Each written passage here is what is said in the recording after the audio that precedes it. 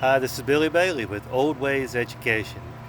Working around a barn this evening, I came across green amaranth, aka pigweed.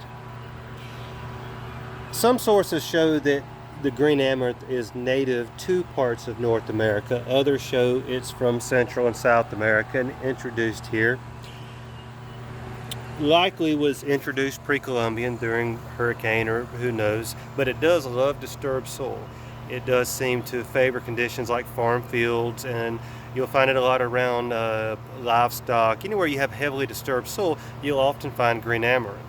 And the green amaranth, or the pigweed, is an example of one of those garden weeds, one of those unwanted plants that seems to come up fairly easily and fairly regularly in gardens. So this was a plant for me for many years. I wasn't sure what it was. I would pull it up from my garden and I didn't think much about it. But as I've learned more about plants and edible plants and the reason we have some of the plants that we do have here, I've learned this is not a weed, it's a vegetable. Of course, we know a weed is an unwanted plant or a plant that you haven't figured out quite what to do with, and a vegetable is a cultivated plant. If you were to go back in time 150 to 200 years, you would find this as a cultivated plant. You would find that people grow this, and they would grow this because it tastes good, it's high in protein. This has around 9 grams of protein per serving, so it's very high in protein as far as plants are concerned. It has a good flavor. It almost has a spinach flavor. You can eat this raw, or you can saute it. If you like a traditional pot of greens, you can cook this down the same way you would turnips or collards or mustard, however you want. The benefit to this one, along with like the shepherd's needle that we did in the earlier video, is that they do well in the summertime.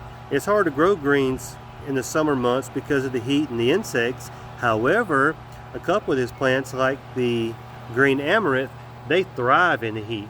They grow well right out in the middle of the field in the summertime. I personally like to saute this and add it to omelets. I use it a lot for salad greens. It has a very neutral flavor. This has a lot of health benefits. I did tell you that it has around 9 grams of protein per serving, but it also has high amounts of vitamin A, C, K, has folates. It is an anti-inflammatory, as many of these wild plants are. Calcium, manganese, iron. So basically it's a superfood.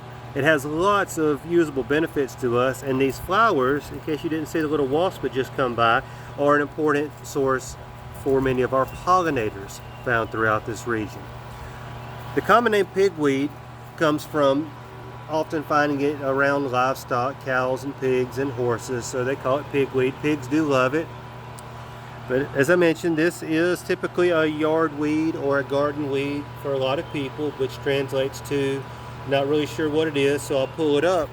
But this is actually one of around a dozen, maybe 15 common yard weeds and garden weeds that actually contain more vitamins and more minerals and more nutrients than the vegetables you're actually trying to grow.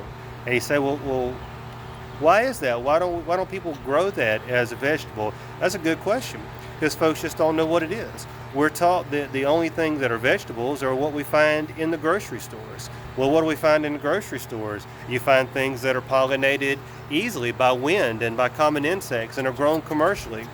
Anything that's going to pop up wild is not going to be considered a vegetable, and if you don't find it in store, a lot of people don't recognize it.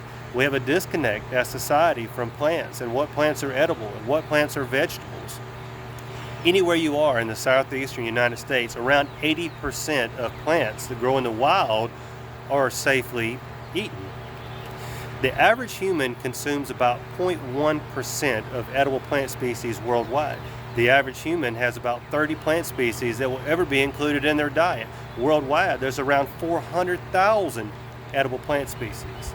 And I hope today that you will recognize this green amaranth or pigweed no longer as a yard weed or a garden weed you're trying to pull up, but as a free, healthy vegetable growing right in your very backyard.